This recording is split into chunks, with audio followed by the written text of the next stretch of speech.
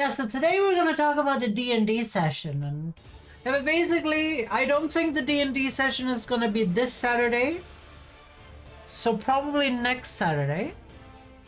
About the D&D, let's see here. Here comes the questions. But if you guys have any questions, so basically, I spent 8 hours excluding thinking about this because I was thinking about this until 4 a.m. yesterday.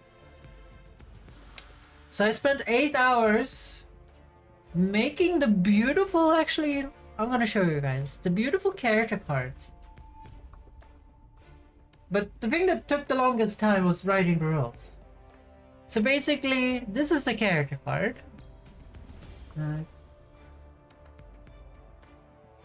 And as you guys can see, you have a place to put your character thing. These X's right here, you can't move these X's. You have 3 armor and 5 health from the beginning. Those are for free. Read the information underneath the different boxes. So these are free, so you can add 15 other of your points. Strength is for melee weapons. Agility is for range weapons, and stealth, basically stealth abilities. So basically, if you want to use stealth, you have to have 5 agility to start stealth. And then when combat starts, you roll a d6 and you go into stealth. And then the next attack you do, I'm trying to keep melee and range separate because that's what I like. But you can make a stealthy melee character and then do a melee attack after you come out of stealth. But then you're not gonna have any spells. This thing is a thing I've been thinking about. So this is reaction time, I think I'd call it. But basically, this is your reflexes. Oh, reflexes! Yeah, that's it. And as you guys can see, I've done like 5 custom role D&Ds like campaigns before, and the DMs for it's quite fun. Yeah, this is a custom thing. So your reflexes, the more reflex you have, you basically go first in a turn. So if you have 7 reflexes and the other person has 5, you go before that person. So it's a very easy like turn system thing. So this is if you want to be like a person that always goes first. So you can just ignore this if you want to go last all the time and be bunked on. And then agility, as I said, is range, and intelligence is for using powers. And both agility and intelligence can be used to finish quests. And then armor, I gave you 3 armor value, but on the injury roll, we roll 2 d6s. And if those 2 d6s has a higher number than your armor, then you do an injury roll. And the injury roll, I'm not gonna talk about here. We talk about that when we play. So you actually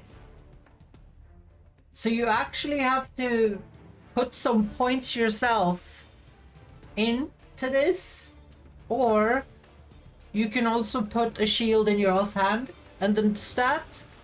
So you can see here you have 10 points. So if you put 5 points here and you have a shield here, then you have 5 extra armor. You cannot have more than so if you roll an 11 or a 12, then you go down no matter what. So there's no point having more than 10 armor. Yeah, like Lifeman is saying, it's basically Blood Bowl D&D. That's why I made this like this, because I understand it. So even if you have a shield and 10 armor value, you're not gonna be invulnerable. If the weapons have set damage, what does it do in injury rolls? So weapon damage is guaranteed damage in the injury roll. So if you break armor, so basically, let's say I have 5 strength. So if the GM rolls a dice And the die, the GM rolls 2d6s. If those 2d6s turn up to be like 7, then I have 5 strength that I can add to my 2d6s that I roll. And then if that's enough, then I will be able to hit. And if I'm able to be able to hit, then you roll an armor value. If you go over the armor value, you do an injury roll. And on the injury roll, the weapon damage. Let's say I have a shield with 5 here, so that's just defense. And then I have a sword with 5 fire damage here. Then it will do 5 fire damage on top of the injury die damage that I roll as well. This is in the rules. You can read about it in the rules. So if you have a really powerful melee weapon or a staff or something here, then that could be helpful. Is it allowed to have a crossbow or as a secondary that can be converted into grappling crossbow? Yeah, sure. I don't see why that would be an issue.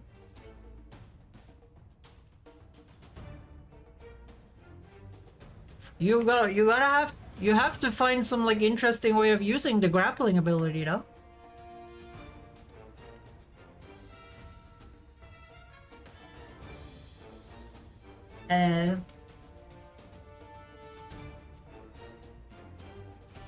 So I don't really know how, because weapons are like meant to do damage or something, so you're gonna have to figure that one out.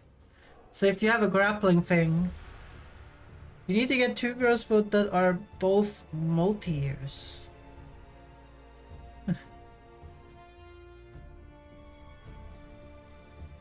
So I don't know what you're gonna use the grappling ability for.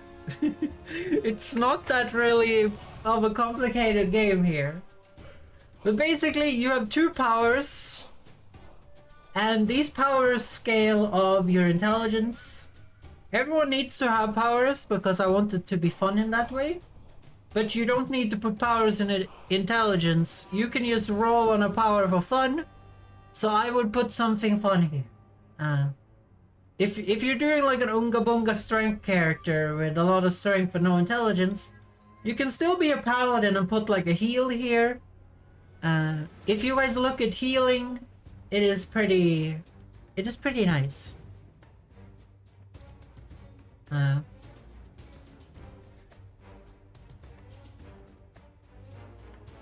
So don't mix up don't mix up shields and like healing staffs.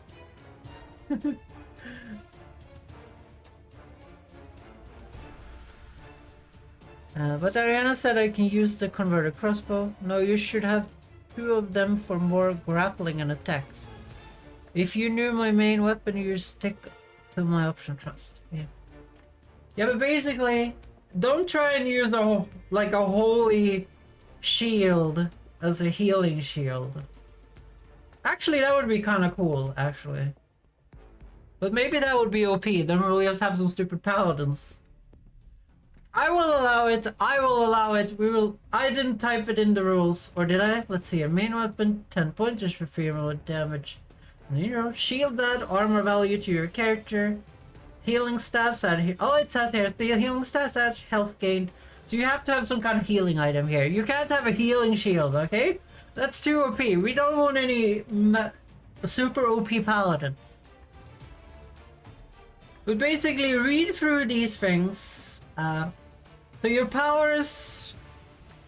What about healing swords? It says here, weapons adds damage to the injury roll. That's what it says. Only healing staffs add healing. And they are always holy. But you can heal an undead character to death, because undead take 3 times damage from holy. Yeah, you would need to add a nerf to the healing, such as weakness for the round. Yeah, we're not gonna do healing shields. You need to have an actual healing item. And then we have... Could you get a healing syringe gun or something? Oh, you could. if it's if you make it like a fantasy style stuff, so it's not like modern. It can't be modern stuff, only fantasy things. But if you can make it like a really, really weird fantasy syringe, then yes.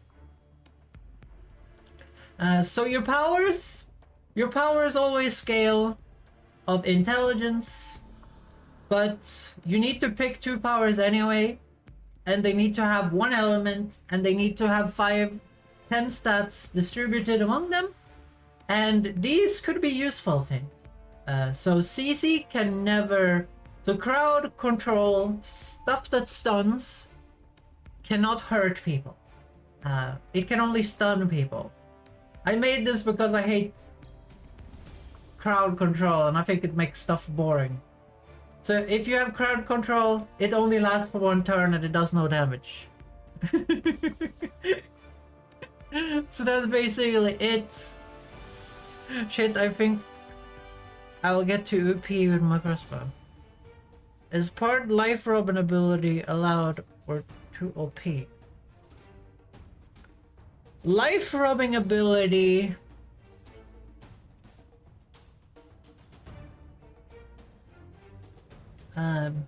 I think we need to follow this, like damage spells adds to your injury roll, healing spells adds to your healing roll, and is boosted by your healing staff, and then polymorphs and stuns can't do damage, and the stat adds to your success chance. So it's like more likely to stun someone, but it does no damage. I think we're gonna follow this. Those are like the 3 different spells you need, and if you want to do something special, then go ahead. But doing damage, stunning, and healing are kind of good powers to have. And I want you guys to go bonkers for writing your fun names and stories here.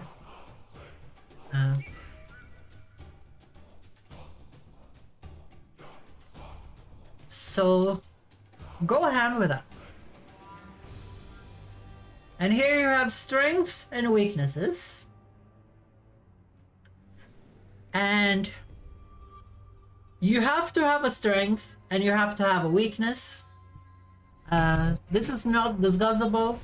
So strengths, you take half damage from things you're strong up from. So if I'm strong against fire, I take half damage from fire. If I'm weak against fire, I take double damage from fire. If you pick undead, you can write undead here. Then you get healed by poison and lightning. And if you pick, and then as well as undead, you can choose. So if you guys see here, as an undead, you have holy as a damage, as a weakness already, and you take 3 times the damage of that, but you have to pick another weakness. So unlike everyone else on the team, you're gonna have 2 weaknesses and 2 strengths. But your holy weakness is really bad, so... what will be your weakness? I haven't thought about it yet. Because I'm making a pixie character, so maybe lightning? Yeah, probably a lightning strength. Oh yeah, you said weakness. Yeah, I'm thinking fire weakness, because pixie character. What will be... let's see. Is it possible to be a vampire, have your main weapon be a bite? Yeah, that's perfectly possible, but if you're a vampire, you're undead. You're undead, so you're gonna be weak to holy and take 3 times of holy damage. But you guys don't know, I'm writing the story. There might not even be holy there. In there. But it's nice if you guys talk to each other too, because if you're making a vampire character and Sliz is... let's say we have someone called Steve in our Discord group, and Steve is making this healing powerhouse of a character, and then you're making a vampire character, and then Steve just heals you to death. Imagine the enemies of Blood Bowl races. The first quest is gonna be called the Wolf's Den, and there's gonna be a lot of werewolves. Lifeman is in the Discord, yes. But basically, Undead, I made Undead because I thought it was funny. So if you guys want to be Undead, there's a very big like role-playing thing. And then we have a feature / trait. And this is just, I want you guys to write something fun about yourself that would influence like conversations with other characters in the quest. So like, for example, like you could have the trait that you constantly fart in conversations. And then you would have to roleplay that. And I also want you to put your gender here so people know what gender you are. I maybe should have put that up here, but I didn't want to make it too complicated. So put your gender here. And this is really up to you, and you're encouraged to think outside the box. So, like, make a fun trait for yourself. Like, maybe that you have a stutter, maybe. Maybe that fire is coming out of your ears and everyone keeps asking you about the fire. So me when I'm the GM, I can read this card. So I'm gonna have all your cards. So I can influence the quest according to you guys' strengths and weaknesses and your traits. And also what type of damages you guys do. So that's kind of the point of this. And lastly, this place, I want you guys to draw or put an image of your character. So I'm gonna paint a character in Photoshop and I'm gonna put it here. You can choose to cover all the white here. It's just a template. You can draw your own face on this guy if you want to use this guy. But just put the picture here however you want. But make sure it's inside this. Don't have it spill out on the other information here, because everyone needs to be able to read the things underneath the things. You might like my image. My cousin made it for me. I wonder what you're gonna use to create the enemies. She made me many pictures of my Uzi from. Yeah. So I'm going to use a similar system to this for the enemies. All enemies are gonna have reaction, strength, agility, intelligence, armor value, and HP. And then there's gonna be a name and a picture. And then they're gonna have 2 weaknesses, and then they're gonna have some sort of attack. So enemies don't have 2 weapons and 2 attacks. They're gonna have like random weapons depending on what type of enemy it is. So for the Wolf's Den, the first enemy you're gonna encounter, which I shouldn't tell you guys, but let's okay, I'm gonna make up something else on the spot. So let's say if you meet 3 goblins, then the goblins would have 3 weapons, maybe 1 for each. Maybe there's a healing goblin, and then you know, so that's, so they're not gonna have this many choices as you guys do. And then after the quest, everyone levels up. So after every quest, you level up, and then you can I'm gonna make some loot. So the loot is gonna be powers and weapons, and you can use those powers. And the new weapons and powers you pick up can have multiple elements, but it's all gonna be random. Your loot might be trash. And then you get 2 skill points. So don't pick up weapons and stuff you guys don't want. And be nice to each other about it. But you guys can only pick 1 element in all of these, because I want it to be balanced. Simple but fun, and with RNG seems fun. Yeah, so do you guys have any question about the character card?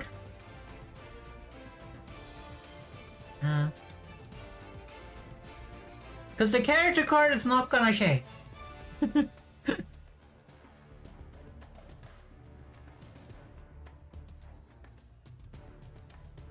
But that's basically it.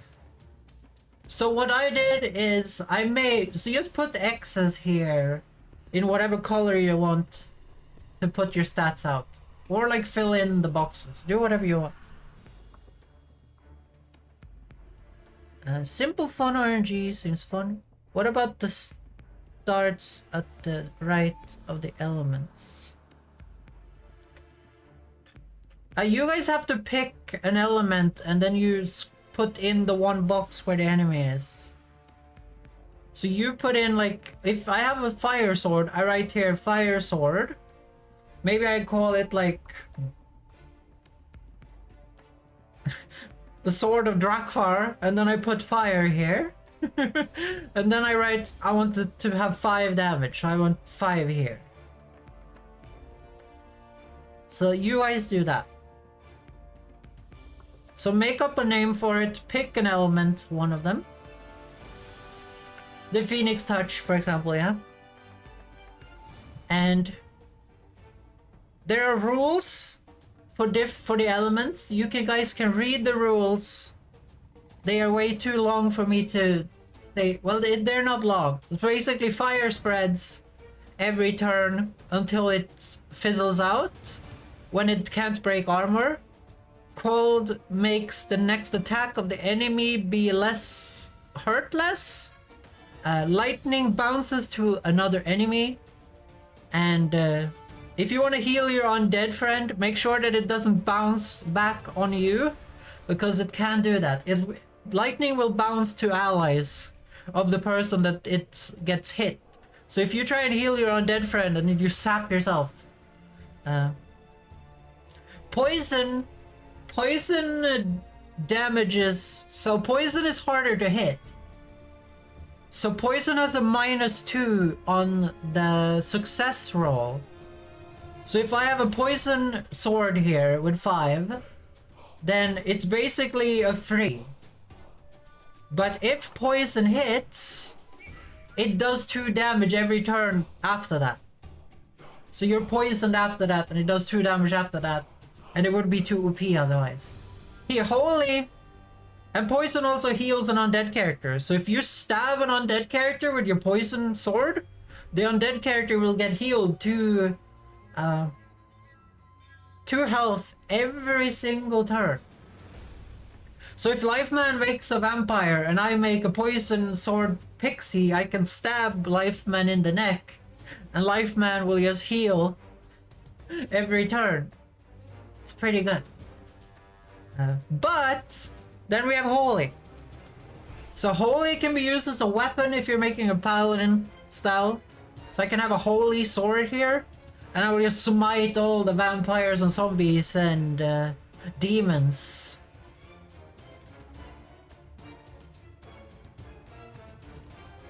I don't know, I haven't thought about demons, okay? I'm gonna make demons bad against Holy, okay, if I make demons. Yeah, but then you have healing. Healing is always Holy. That's why I wrote heal here. So healing is always Holy.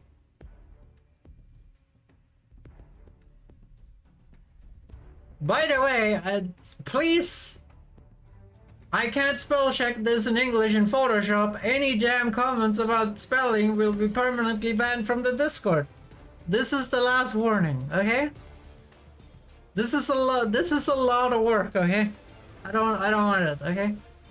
That's the last warning, man. But basically, holy damage is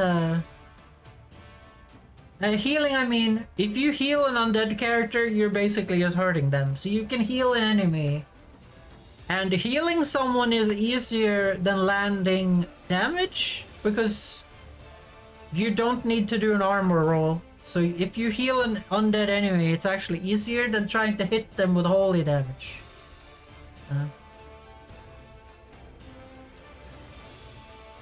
Please don't talk about the spelling. It makes me angry. I told you guys about this. But basically, read the card. Don't comment on the spelling because you will get banned from the Discord if I see a bunch of things in the Discord. Orange your scream chat. This is the last warning. Does lightning bounce if it hits inside of the enemy.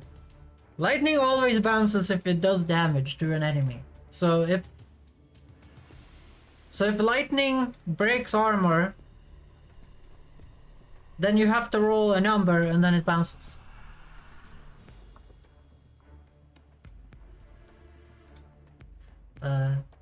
It's in the rules, guys. Read the rules.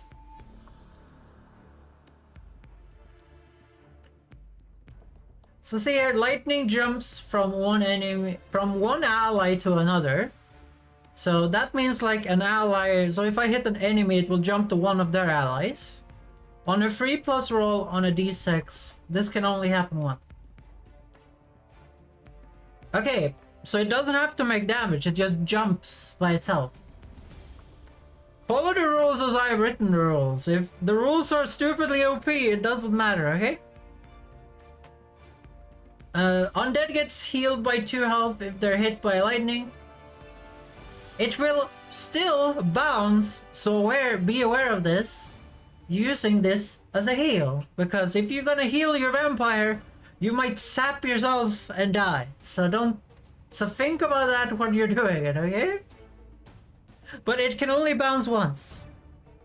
So read the rules. The rules are not hard. You have basic rules. So these are just stuff that I want you guys to follow, so it actually becomes fun. And then you have the character traits. This explains what the character traits do very easily, so you can fill in your cards. I also made a box on Discord for this, so you guys can see it without going into the PDF. Then you have elements/weaknesses here, so you can read about that. Then you have how attack rolling works. Then you have how armor rolling works. You have how injury rolling works. I don't know if you guys have read this, but if an enemy hits you and you roll a 12, you die instantly. I mean, if the enemy rolls a 12 on the injury roll for you, you die instantly. And do players get auto-revived after the encounter, or do you have to do something to revive them? You have to be revived by an alive player. So, or if one of you guys make a spell that is a revive spell, you will be revived. There is special revive rules. And I have them written down here. I remember writing in, but you basically come back with 10 HP. I think the revive rules are up here. Yeah, player characters can revive teammates after an encounter or during an encounter with a revive spell. Characters are always revived with 10 HP. And you guys know how spells works. Does they entail a roll, or can you just revive them? You have to roll if it's a spell. If it's after the battle, it's basically an auto revive, but I want it to be a role playing, so you basically revive your friend. So you have to be like, oh, I want to revive Sliz because Sliz has fallen. Just for fun. And so basically, injury rolls, I wanted them to be fun. So if you roll a 1 or a 3, it's just a glancing attack and it does half damage. Well, the character takes no damage from the dice, but it does your weapon damage only. And then on the injury roll, if you roll 4 to 11, you take either 4 or 11 damage, and then you add your weapon or power damage on top of that. So it's very easy. It's very easy to read this. I made a graph so you guys can look through this, so you guys don't get mad at me when you die. Healing is way easier. So I, as a GM, I roll 2 d6s, and you, as the healer, have to roll higher than me with your int added. So you roll and then you add your int, and if it's higher, then you get to heal for that amount, plus your staff. So healing is very forgiving, but if you roll a 2, there's no healing. Oh lord, I'm not undead. Do that CPR on me. Does the stuff jumping to allies means the people friendly to the enemy or to your own allies? So it's the allies of the person getting hit. Maybe I should make that more clear, but it's the allies of the person getting hit. So if I hit the goblin's friend get hit on a 3+. And then, you know, you have to roll a success chance on that as well.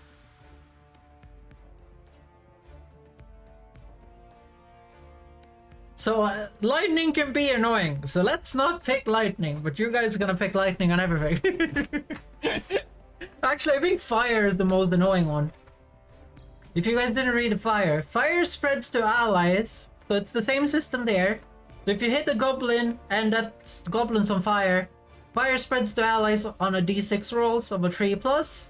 An armor roll will be done if the character was successfully hit with the fire the turn before. So if you're on fire, then it does an armor roll. If it's successful, then you are on fire now, and an injury roll will be done.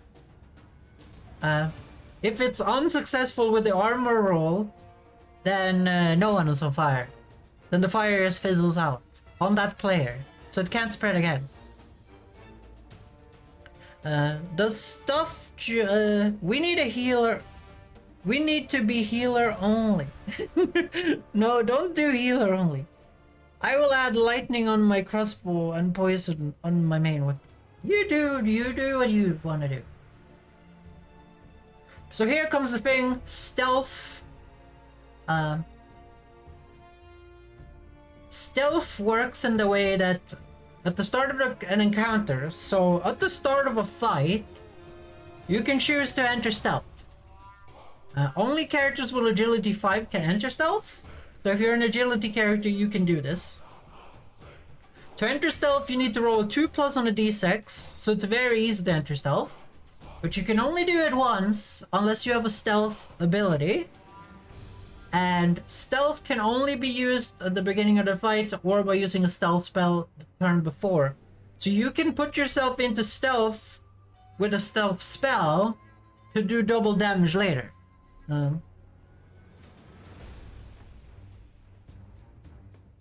And all spells that you put on yourself, I haven't really written down how it works, but basically I roll 2 d6s as the GM, and you roll 2 d6s, and then you add your intelligence to that. So if you want to abuse stealth, then you have to be a power user. So that's kind of how it works. Could you get poison fireball? No, you can't. You can only pick one element in these things. So you can pick a fireball and a poison ball, but you can't have them in the same. So let's ask you a question about abilities. But basically, player camping, I'm gonna put camping spaces in the story, and during camping you're healed by 10, and the healer in your team can heal if they choose to heal one person. It says a player, so it's one person. Could any element be in the ball form? You can do anything with the spell. As long as it does damage, do you see someone or does something to you, basically. Like, if you want a stealth ability, you can do that too.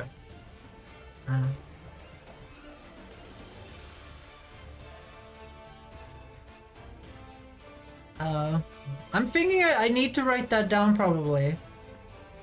Yeah, I'm thinking if you do buff abilities, it should be like the CC rule where the stat you have here makes it easier to cast. If that's okay. That's how I want it to be. So I'm gonna write that down afterwards. I need to write a note for myself about that. Let's not... That's the Discord, by the way. Write down how off works.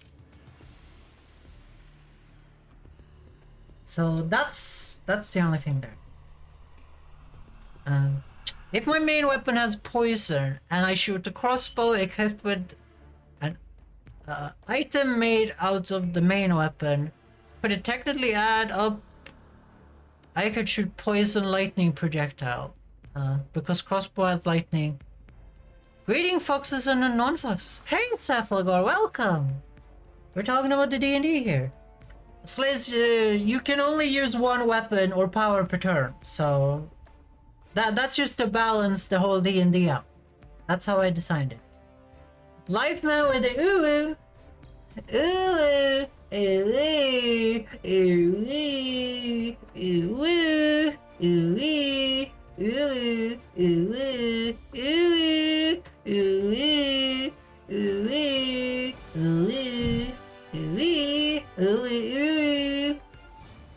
Okay, I have no drink, so I have to get drink after that? Holy baloney. How are you doing, Cephalagor? And camping, as you can see, is predetermined in the story, so I will write in where you camp, so you can't just say I wanna camp, okay? Special events, so me as a GM can say like, oh, here you have the choice to remove the curse of this door and see what's inside. And then the intelligence player can be like, I want to try and lift the curse. And if you lift the curse, maybe something horrible would happen later, or maybe something good would happen later. It's a little bit of special branching story that I want to put into the D&D. So if I give you guys a special event, when I say like, oh, this thing is happening, what do you guys want to do? Then we can discuss it together. I'm not gonna help because I know the story and I'm gonna be the GM, so it's up to you guys. And here is the level up. So as I told you guys, you get 2 points to spend after the quest is done. So that's all after the whole D&D session. And then you have you can choose a power or a weapon. It's gonna be random loot, so that's good. And then you have the most important part, have fun, don't be angry. So don't be angry at me if you roll badly and die. Okay, what if I shoot the poison lightning projectile and I only activate the lightning, and the next round I activate the poison of the projectile? That would technically allow the 1 power per move fair. Yeah, if one of your powers says activate my... So let's say I have the lightning poison crossbow in my offhand. And then I have my first power, second power being activate the poison projectile. Or if it's my main weapon being activate the poison projectile and the offhand being shoot the lightning poison crossbow, that's also fine. It's up to you guys.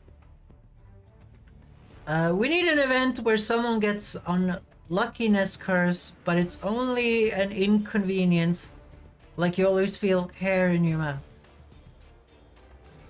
You just gave me such an OP idea. You're doing okay-ish, Cephalagor. You're allowed to drop some hard news on us if you want to. If you feel sad, we will help you. And if you don't want to, you don't have to say anything. Is it allowed to have armor that is always active as a shield? Yeah, that's the whole point of a shield.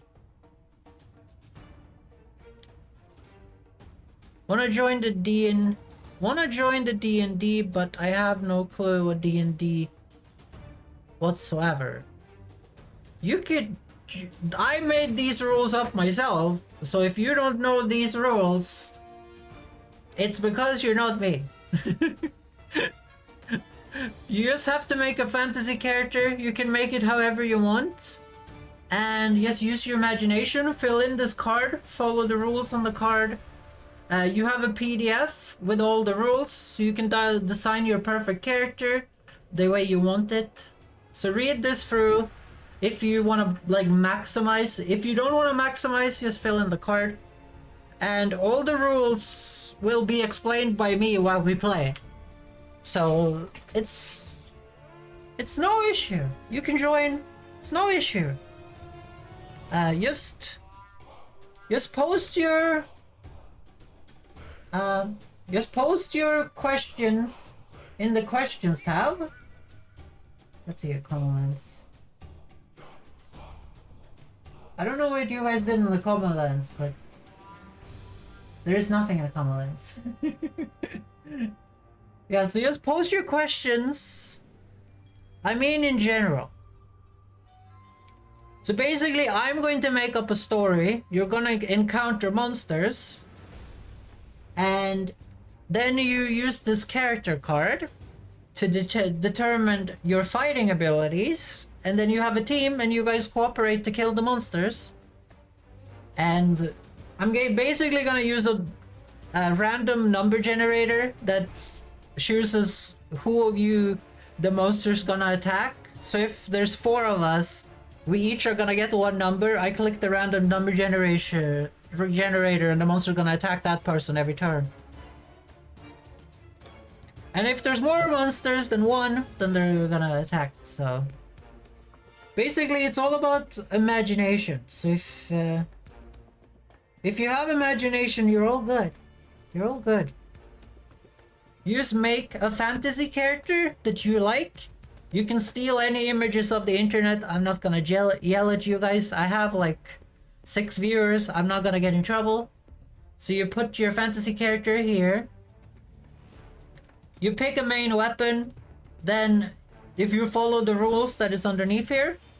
So 10 points has to be distributed. So you can put 7 points in your weapon, 3 points in your offhand. You can do whatever you want. You have to have a main weapon. And you have to have an offhand, because I think it's more fun that way. And then you can have a first and a second power. In what range are the numbers for damage? I mean 1 to 9 or something like that. 8, 3, 9. So damages are gonna be the maximum damage you can do as a character is if you pick 9 in your main weapon and you roll a 12 on the injury roll. Actually, that doesn't work, because if you roll a 12 on your injury roll, the thing dies. So if you roll an 11, so 11 point plus 9 is 20. So the most you can do is 20 damage without killing the target outright. And killing the target outright, if you roll 2 6s, then you're extremely lucky. So that's how the game works. What if you're missing your second hand? Well, then you can make like a magic tiara. You have to use your imagination. Like you can have a magic tiara that heals or something. Does that make sense? Ask all the questions. I'm here to answer all the questions about the D&D session.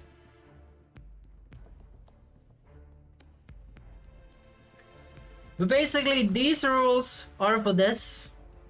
That says main and offhand, so it's very obviously for that. Power and spells. You have these 2 powers, so these rules are for that. You have strength and weaknesses. Down here it says strength, weaknesses. So you fill in that. You have features. Feature and trait is only a fun thing. Can I pick poison and still be alive? Would it make me immune? If you pick poison as a strength, you just take half damage from poison. What if there's no weapon and the character uses like natural claws? Yeah, if you want to make a werewolf character or anything, you just put claws here. Like big nasty claws, or like fine, like let's say your character has like Wolverine powers and it's like, I have Wolverine claws or whatever. Just adamantium claws or whatever. Put whatever you want as long as it's fantasy. Maybe Wolverine claws are not fantasy, but like put something cool there that is fantasy. I mean, main weapon will have poison on it. Can I pick poison and still be alive? Would it make me immune? No, I mean main weapon will have poison on it. I don't understand what you mean. Small detail, the main weapon is attached to me is attached to you constantly. If you don't want to be hurt by your weapon that is attached to you constantly, then that's perfectly fine. You can even write it down in the traits that I have this poison sword stuck in my head, but it doesn't hurt me. It only hurts other people when I hit my head against other people. You can write that in the traits if you want to. Just have some imagination. But you can have claws, you can have your offhand.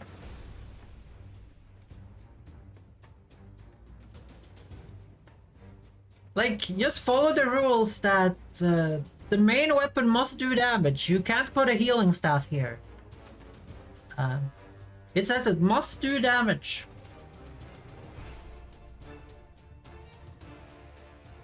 So you can have a crossbow as your head, but you're actually alive. If you can make up a fantasy race that is a crossbow, then yes.